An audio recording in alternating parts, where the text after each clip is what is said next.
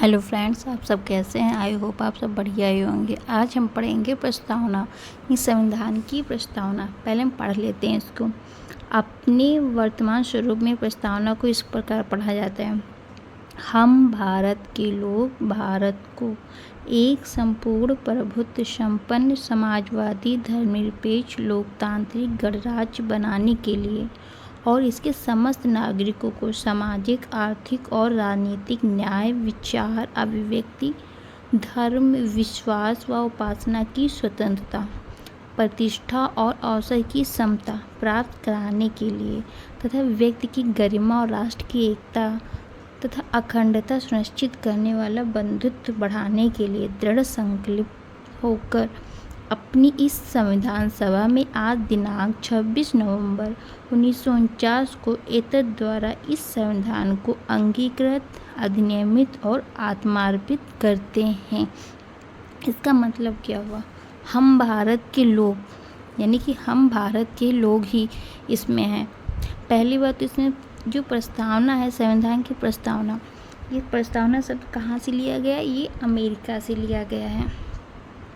संपूर्ण प्रभुत्व संपन्न समता और बंधुत्व, ये जो तीन शब्द हैं हमारे, ये कहाँ से लिए गए हैं? उसमें संविधान की प्रस्तावना में ये हमारा फ्रांस की संविधान से लिया गया है।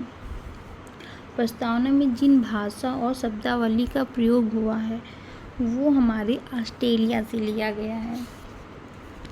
इसमें प्रस्तावना में 3 प्रकार के न्याय की बात की गई है। सामाजिक, आर्थिक और राजनीतिक न्याय। सामाजिक, आर्थिक और राजनीतिक न्याय ये कहाँ से लिया गया है? ये हमारा रूस के संविधान से लिया गया है, रूस की क्रांति से लिया गया है।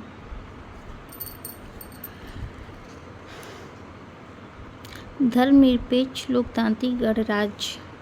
लोकतांत्रिक क्या मतलब क्या है? लोकतांत्रिक हमारा प्रत्यक्ष और अप्रत्यक्ष होता है। प्रत्यक्ष लोकतंत्रात्मक और अप्रत्यक्ष लोकतंत्रात्मक 2 प्रकार के लोकतंत्रात्मक होते हैं। गणराज्य, जिसमें भारत का मुखिया जैसे राष्ट्रपति होता है, और इसमें 5 प्रकार की स्वतंत्रता बताई गई है। एक तो है विचार, अभिव्यक्ति, धर्म, विश्वास और उपासना की स्वतंत्रता। सिर्फ 5 चीज़ स्वतंत्रता बताई गई हैं।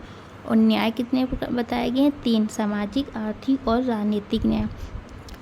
तो प्रस्तावना में कभी कभी पूछा जाता है कि प्रस्तावना में कितने न्याय हैं? आपको ऑप्शन में मिल जाएगा सामाजिक, आर्थिक और राजनीतिक और धार्मिक। तो धार्मिक हमारा यहाँ पर गलत हो जाएगा, धार्मिक न्याय नहीं बताया गया है। प्रस्तावना की बात कर रहे हैं। प्रस्तावना में जो 42वां संवैधानिक संशोधन हुआ था, 42वां संवैधानिक संशोधन 1976 में 3 शब्द जोड़े गए थे: समाजवादी, धर्मनिरपेक्ष और अखंडता।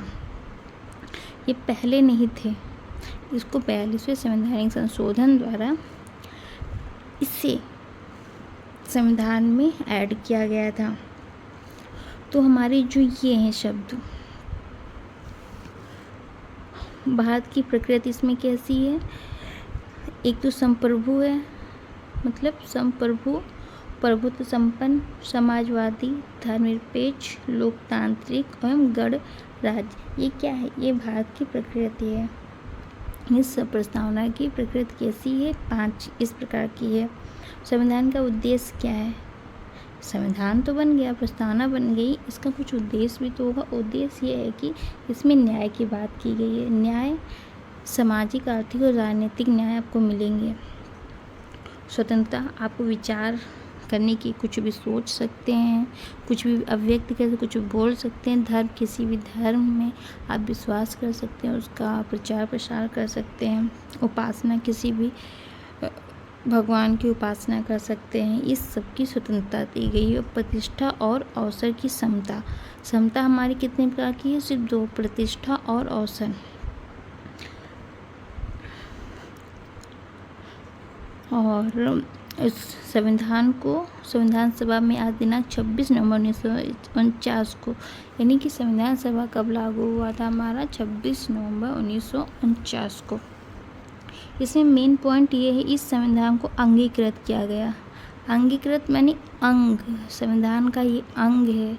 अगर एक अंग हमारे बॉडी का जैसे आँख, कान, नाक कुछ भी खराब हो जाता है तो हमारा शरीर अच्छा लगता है? नहीं। उसी प्रकार संविधान में अगर प्रस्तावना में जो भी ये शब्द है इनको हटा दिया जाए तो प्रस्तावना पूरी की पूरी खराब हो जाएगी, गड़बड़ा जाएगी। इसीलिए एक एक अंग है यानी अंगीकृत किया गया।